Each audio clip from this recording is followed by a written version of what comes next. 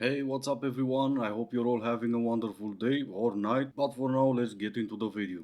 What do you think would happen if you started to assume that everything that your man does, he does for a good reason? Literally, just sit with that for a minute. So many women assume that men are simply just misbehaving, right? They're choosing to neglect you. They're choosing not to take out the trash. They're choosing not to do the dishes to your preferences. But this is only disappointing because you're comparing them to what, right? They're misbehaving compared to who? They're not loving you the way that you think that you should be loved in comparison to what? The perfect person. And here's the ultimate plot twist is in your mind, right? What you're doing in comparing them to the perfect person is actually comparing them to a woman, which they are not. A woman would know that if somebody's slumped over, walking around huffing and puffing, throwing passive aggressive comments, that they're upset about something. Men see that and they go, I don't know what's wrong with her, but if she's upset, she'll tell me, which women never do, which is why men get so frustrated. Now, here's the even more sinister part of this type of thinking, is that when your man does not do the things that you think he would do if he loved you, all you do is say, if I'm enough, I'm not good enough, he doesn't love me enough, he doesn't care enough, he doesn't respect me enough, right? And then you start to feel like there's something wrong with you as a reflection of their behavior. Now you're still gonna blame him for doing the bare minimum or less than. I've never heard of a woman yelling at her husband for not doing the dishes, saying it's something wrong with her. Did you? So my husband pissed me off a little bit ago, and I decided that I'm not going to talk to him anymore because I don't like him. But we're going to New York day after tomorrow, right? So he's on here on TikTok, and he keeps sending me TikToks about New York. Like, I don't like you anymore. I don't want to speak to you. Like, does anyone else's husband do that? Like, read the room. Read the room. I literally just told a man that I could not go out on a date with him because I had to go to ballet tonight, and 20-year-old me would never. 20-year-old me would never be like, I am so sorry, I cannot go out with you. I actually have my own plans. I would have moved hell and high water to go out with whoever. Didn't really matter. But current me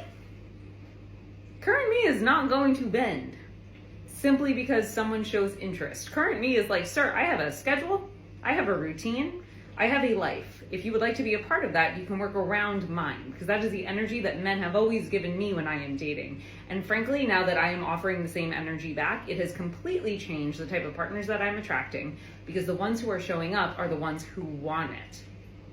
They are the ones who actually want to put effort into a relationship. They are not the ones who get scared or irked or just kind of like, meh, oh my God, she has her own life. Like, yeah, I do.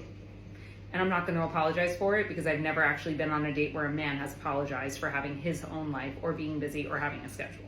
Maybe because he was with you on that date and he can't apologize for something he's actually already in the process of doing. What is it exactly you're mad about that men don't have the same behavior you used to have back then, when you used to bend? And now see, you're now attracting the type of men that are putting in the effort and show you that they want it. I'm guessing the type of men that don't want you to bend and that you're still single. That guy that asked you on a date was putting in the effort and he showed interest and you said no. Fair enough, we all have a life, and no, we're not supposed to apologize for having a life, but I think what I'm trying to say is you're attracting the type of men you want and you're still single. I can't stop but wonder what you're gonna find to be wrong with them this time.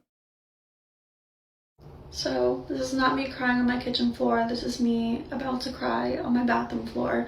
I just don't understand why it's so hard for me to find a partner or to be a partner to anyone. To anyone. Like, I'm 27. I've never been in any type of relationship.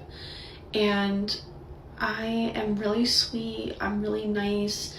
Like, I've been in so many talking stages and none of them have led to a relationship. And I have so much love to give. Yeah, me neither. 2 seconds ago you were saying this, I will get everything I desire and more. Who knew your desire is to cry on your floor, regardless of the room you're in? I'm sure I could put in my 2 cents on the reason why you're still single, or I could let you give yourself the answer. Straight up, the reason women cheat is because she does not respect you as a man. That is the simple answer Men don't like nice women. This is going to be hard to hear. They like the woman that they can't get over, the woman that's still stuck on their mind, was a woman who paid him no mind, was a woman who treated him like was a woman who practically spat in his face and told him that she didn't want him anymore. Ladies, if you want advice on how to deal with men, is don't tell them about your past. Alrighty, that should be enough. Just in case I was too sudden, the reason you are not or never been in a relationship is you. Not only that you act like you know anything about men, but you act like you know anything about relationships. And also you had to add in your personality and your character. You were acting way too much like a bee, and no, as it turns out, men don't like that.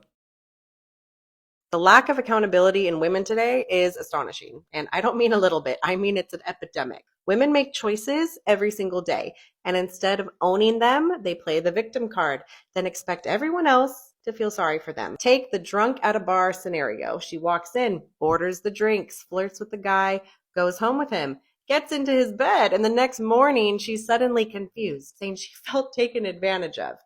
No, she knew exactly what she was doing step by step. Nobody forced her to walk into that bar. Nobody forced her to keep drinking.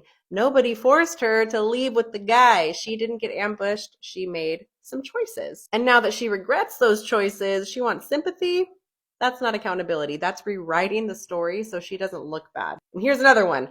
Women who sell themselves for money. They say, I had no choice. I went through trauma.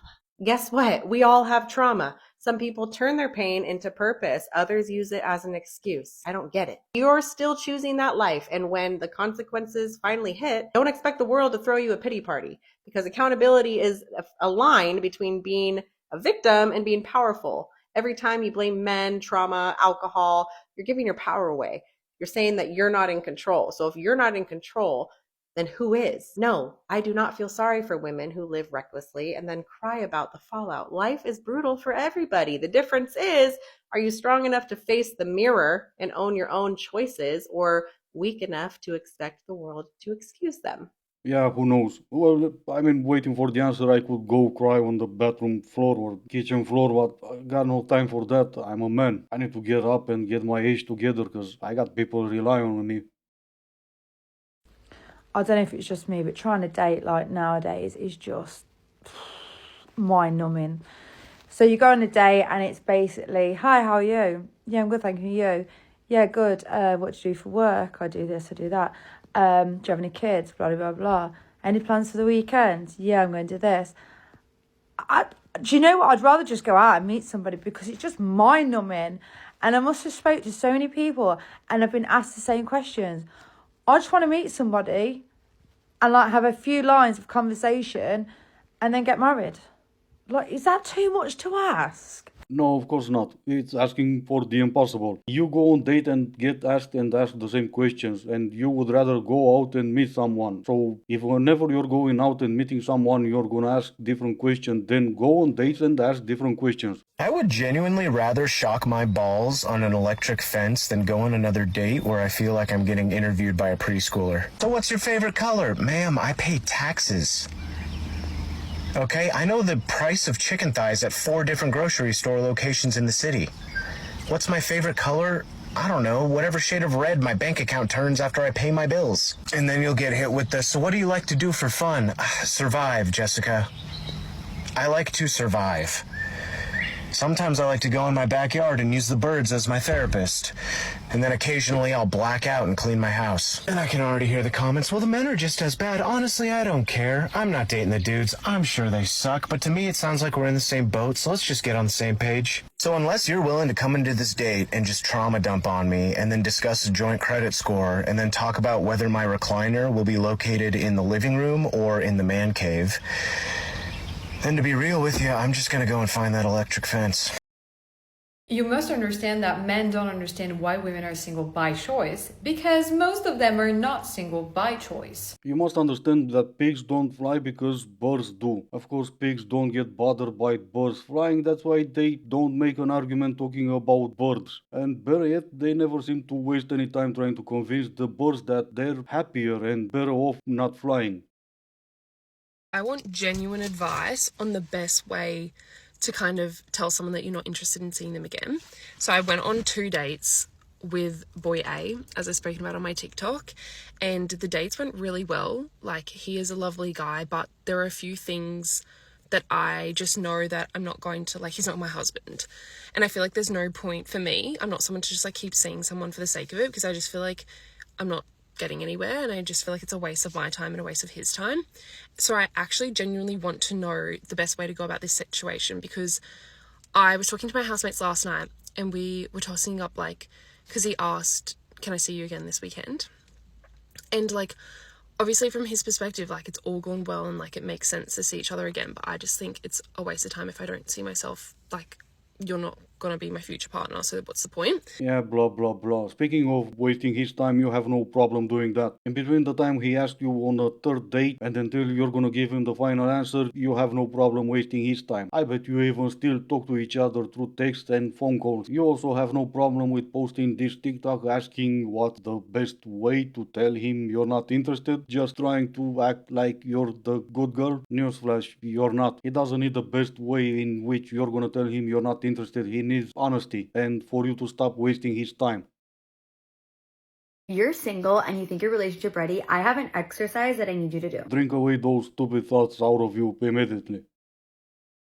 I thought I was going to take this to the grave, but one of the craziest things I've done while going through a man's phone, and, like, this was a long time ago. I would never go through a man's phone anymore. Like, well, isn't she worth taking her word for it right away? Nah, princess, the worst way you could have done was going through your man's phone, not in which way you are going through your man's phone.